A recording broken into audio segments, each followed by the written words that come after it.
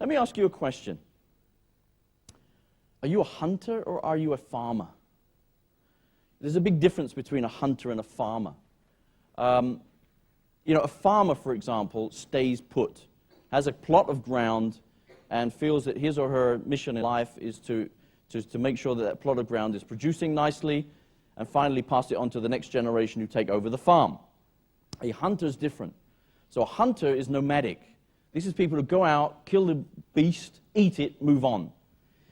Now, the point here is that if you talk to most managers, you find actually, if you dig down, that they see themselves as farmers. I have inherited the Far brand. I have inherited the Tuft brand, or the Nivea brand, or wherever else.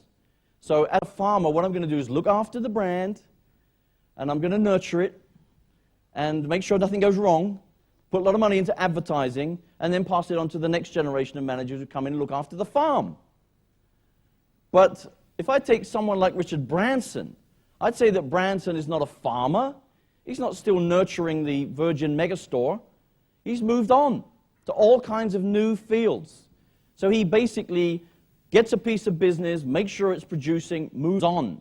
Gets another kind of business, makes sure it's producing revenues, moves on. He doesn't really have any attachment to any of the things from the past. So things that don't work, he chucks and moves on. So he is a hunter.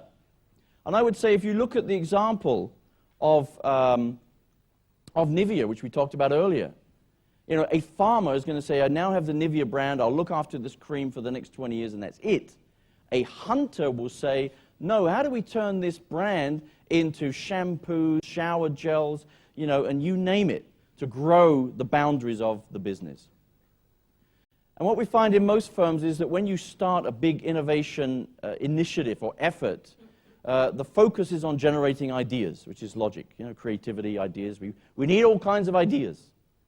My argument, though, is that coming up with ideas, like the spark plugs, is one thing.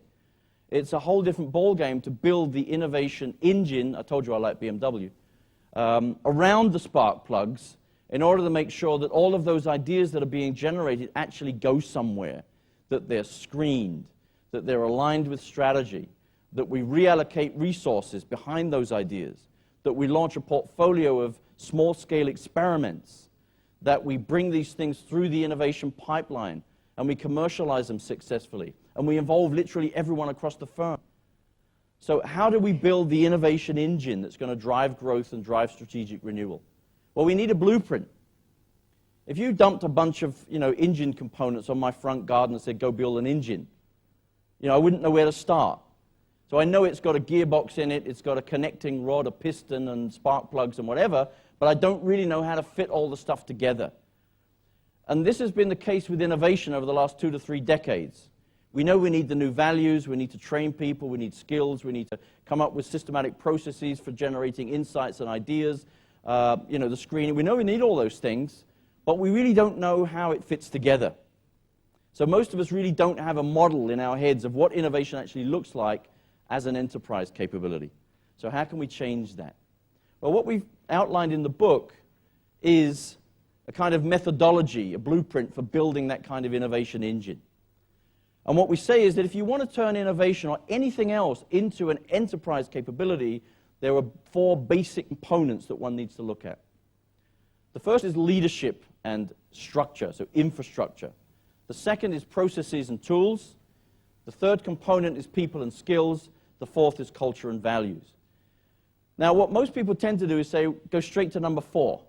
We're going to build an innovation culture. We're going to change the culture.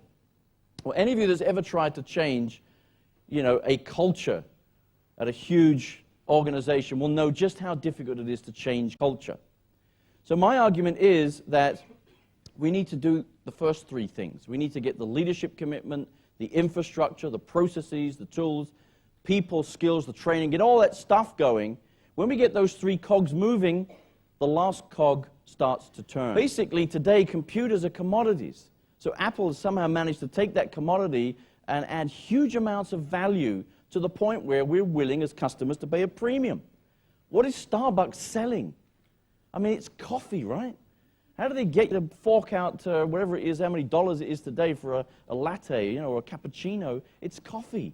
But all they're doing is adding huge amounts of value to it, and so on and so forth. I mean, cars are cars. Cars all have 4 wheels and a steering wheel. They haven't basically changed in their structures for about 100 years.